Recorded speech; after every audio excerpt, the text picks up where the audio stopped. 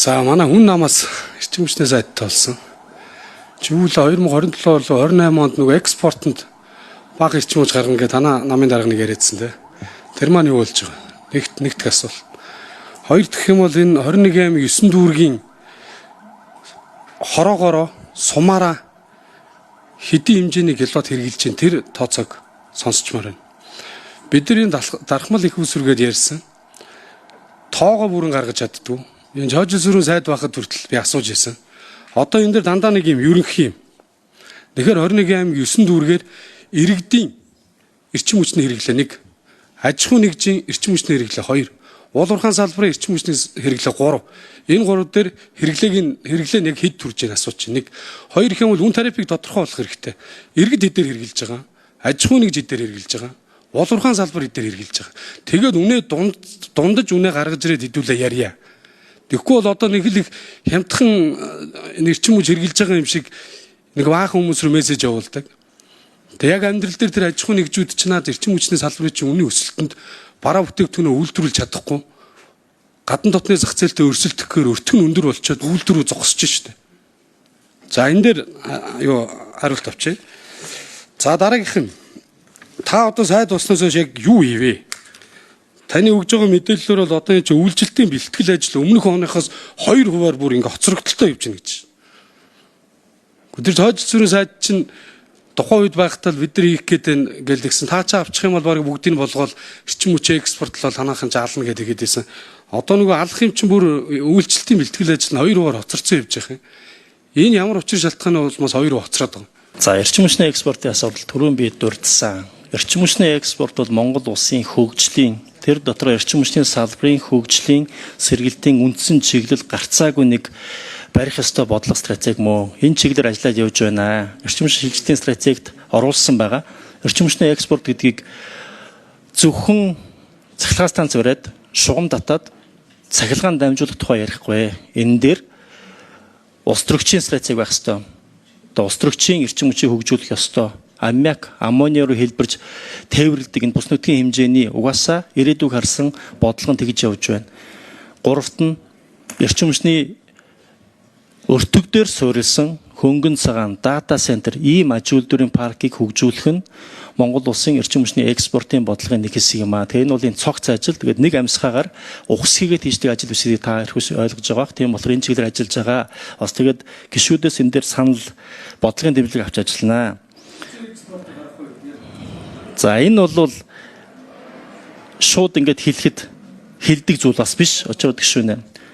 За энэ тооцоолыг бас хийн. Энэ чинь ингээд зүгээр бид нар одоо хэдэн тонн мах нийлүүлэх экспортлохоос тооч гаргахад хэцүү байдаг шүү дээ. Тэгэхээр бизнесийн юм дээр та одоо ийм мэдэх бах. Тэгээ энийг бол тодорхой тоо хэлхэн зохисгүй бүгдний сайн тооцчиж бас батлуулж ярих баха. За үйлчлэлтийн бэлтгэл яг одоогийнхаа нөөц боломжиндоо цаг хугацаанд хэвэн явж байгаа. Зүгээр энэ дээр бас зүгээр одоо эрчим хүчний одоо үйлчлэлтийн чадлын дутагдлыг тухайлбал бас л хэн нэгэн ухаантай хүн ч юм уу зүгээр нэг бяртаа хүн ч юм уу ухсхийгээд хийждэг зүйл ердөөсөө биш. Энэ бол цагийн имийг цагт нь хийгээгүйгээс олон жилийн бүр олон 10 жилийн бодлогын алдааны хуримтлагдсан асуудал юм шүү.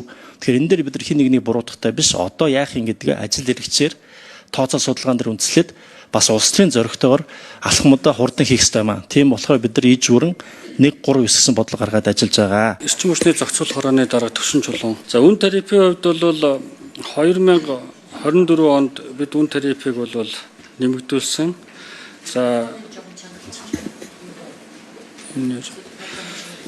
2024 онд үн тарифт өөрчлөлт. Энэний микрофоныг жоохон чангалаа. 2024 оны байдлаар одоо айл өрх бол 1 кВт цаг цахилгааныг бол 213 төгрөг.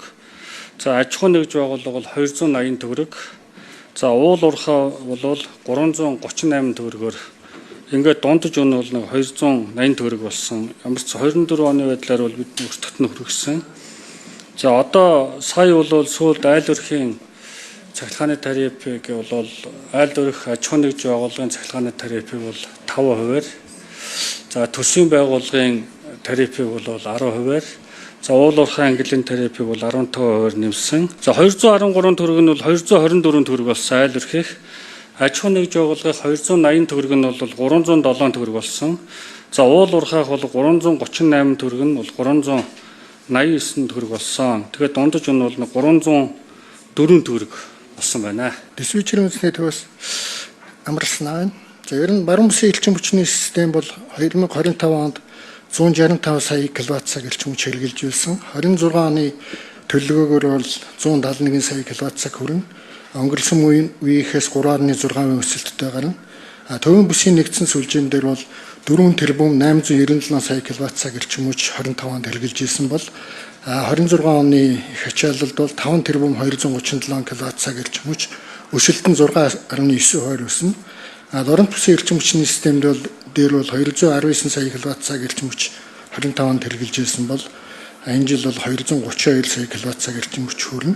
6% өсөлттэй байгаа. Ер нь бол сум суурин газруудаар хэрэглээг бол наривчилж гаргаж болно. Ерөнхий сум суурин газрын хэрэглээ бол нэг 500-аас 600 кВт элчин хүчийг бол хэрэгжилж байгаа. 24 энэ байдлаар ингээд тооцоод үзэж болно. Импортын сахилгаан элчин хүч бол бид нэр тэрбум 297 сая кВт-цаг элчин хүч хэрэгжилж байсан.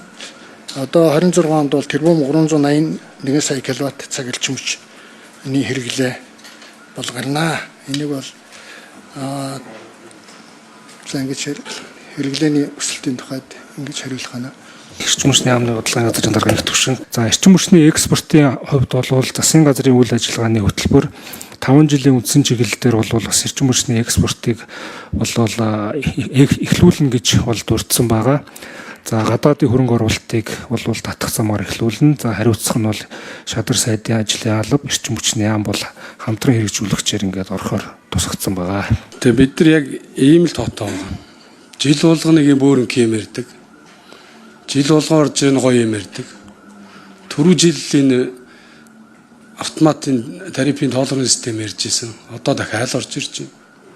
Жил болгон 21 аймаг 9 дүүргийн яг тэр сумдын иргэдийн хэрэгцээ хэд үйтэй мэд тоо гаргаж ирж хэлдэг.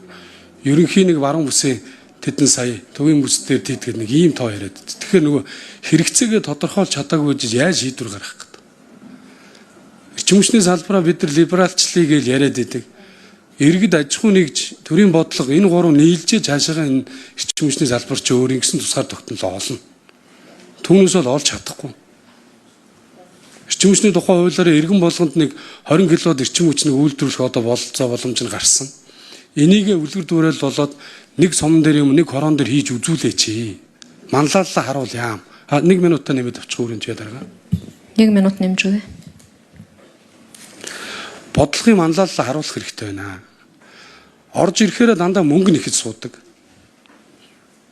Тархитлахуугаа ажилуулад бодит хэрэгцээгээ гаргаад бид нар баруун бүсийн Увс аймгийн ийм суман дээр энэ сум ингээ өөрчлөлт үүссэн чи яг болж байна шүү. Өөрханга Баян-Онгар аймгийн тэр өвөлдөө асар их утаатай байдаг. Яг энэ нэг аймгийн хэмжээнд ийм төсөл хэрэгжүүлээд үүссэн чи болж байна шүү. Тэн бодиттой үр дүнгээ яриа цаашаа шийдвэр гаргаад явмаар байгаа даа. Тэгэхгүй орж ирэх болгондоо мөнгө нэсгдэг. Болохгүй байна гэдэг, бүтэхгүй байна гэдэг. Тэгээ та хэдийн болохгүй бүтгэхүйг сонссоор хөдөлгөөн эрчим хүчний салбар чинь бүр дороотод унаа дуслаа шүү дээ. Уул нь эрчим хүчний салбар чинь хамгийн л одоо түүхийд бараа бүтээгдэхүүн үйлдвэрлэхэд иргэдийн аж ахуйн амь амьдралд нь хамгийн хэрэгтэй салбар.